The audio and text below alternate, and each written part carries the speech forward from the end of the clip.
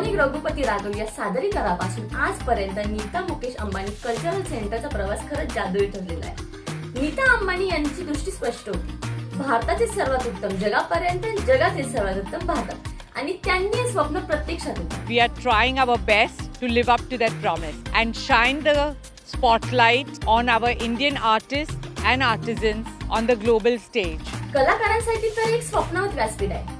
जागतिक दर्जाचे sound, lighting, भव्य थिएटर्स, प्रदर्शन, गॅलरी आणि भारतातील नामांकित शेफ, प्रत्येक गोष्ट अतिशय विचारपूर्वक तयार करण्यात आलेली आहे. फक्त ग्लॅमर पुरतं मर्यादित न राहता एनएमसीसी भारतभरातील कारागिरांना जागतिक मंच उपलब्ध करून देते. तसेच विद्यार्थी आणि तरुणांनाही ते सहज उपलब्ध होते. याचा प्रभाव झेंड्या आणि गिगी हॅडिड सारख्या जागतिक स्टार्सने याचे कौतुक केलेले आहे. तर रणवीर सिंग यांनी याला कलाकारांनी दीर्घकाळ वाट पाहिलेल्या जागतिक दर्जाच्या मंच असं म्हटलेले.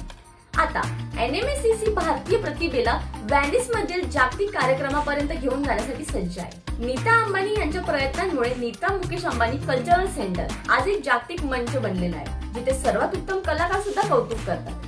फक्त 3 वर्षात याने भारताची सॉफ्ट पॉवर जगापर्यंत सादर केलेली आहे. आणि ही तर फक्त एक सुरुवात आहे.